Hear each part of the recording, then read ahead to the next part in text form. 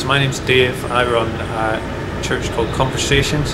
That's part of St Magill Belfry Church, which is an Anglican church beside the Minster. You may have seen it, it's the little one. But we run our church here in Vodka Revolutions.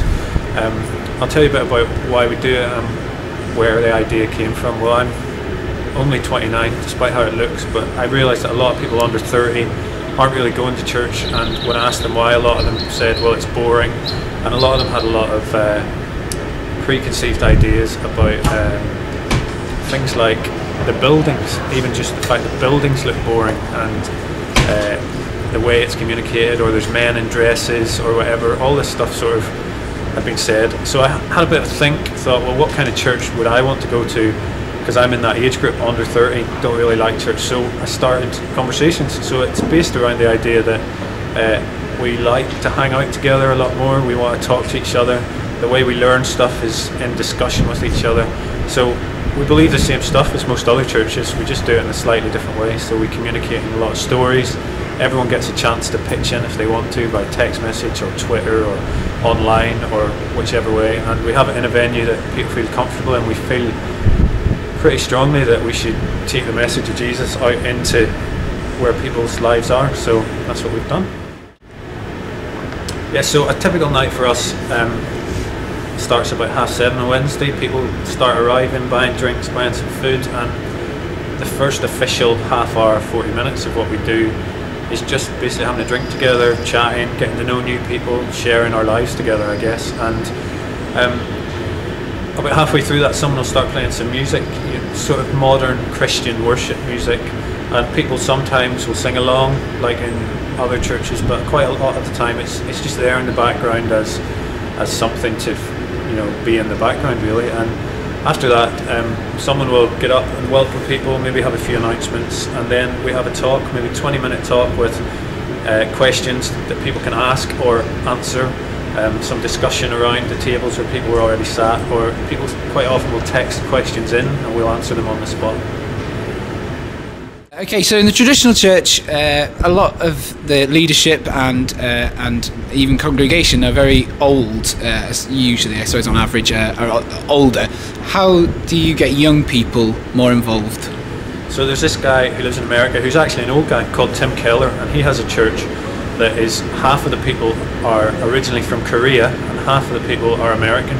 And he says that the reason his church is half and half is because the people who are at the front at the very start are generally half from Korea and half American. So I thought about that and came to the conclusion that if we put young people up the front, so young people can do everything at our church. So if you're a young person in our church, you get a chance to speak, you get a chance to do music, you can host, you can do whatever, really. And so I believe that if you put young people at the front, young people will be there listening because they see something of themselves in what we're doing. Okay, so with the current generation getting what they believe more from other areas than the church, how do you appeal to this new way of thinking and this generation of thinking differently, I guess? So I grew up in a church that not just told me what to believe, but told me what I shouldn't believe. So if I spoke to certain people and said, well, I think this, if I was wrong, they'd let me know. And that's quite an off-putting thing, and the church has had this reputation of being pretty hardcore about telling people what to think, but we tend not to try and do that. We try and say, look, you might think this, but this is what we believe. So it's just putting our belief out there, and people at the end of the day will have their own free choice. In America at the minute they talk about those who were born post 1990 as being called the Mosaic generation. So Mosaic being a picture made up of little bits, and those people kind of make up their philosophies, their worldviews, their theologies out of little bits. So we just want to put our little bits out there and say, this is what we believe about that, what do you think? And we're not out there to argue with science or argue with philosophy. We're just sort of there to say, this is who we are, this is what we believe.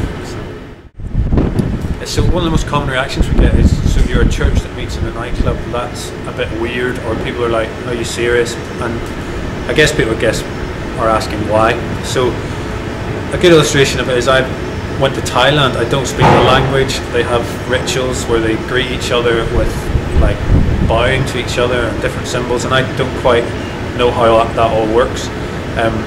and I felt a bit uncomfortable at times because I wondered if I was doing the right thing or if I was being rude or whatever. And I think for some people, in church buildings, there's this culture that church has that people don't understand, and it can make you feel quite uncomfortable, and at very worst make you feel lonely. So we thought, well, we'll just do the same stuff in a place where people feel comfortable. So we've gone to a nightclub that a lot of people go to through the week, and hopefully they'll feel comfortable to come to us because they feel a bit safe in the venue. You know, for a lot of people, going into traditional church is something they were used to because they grew up there, or maybe their granny took them there when they were a kid. But for probably a lot more people, it's a bit of a weird experience, and that can make you feel quite isolated, confused. You don't know when you're meant to stand up or sit down, and people say things at the end of certain bits of prayers that you don't know what they're going to say, or there's expectations and you don't know what they are. And I think for a lot of people that makes them feel lonely, or very confused, and maybe sometimes a bit embarrassed. So for us, we try and keep things as low key and as normal as possible, and there's always someone there trying to talk to you and sort of be welcoming to you. So if you need to ask a question, you can just do it, and that's kind of, I hope that makes people feel more comfortable.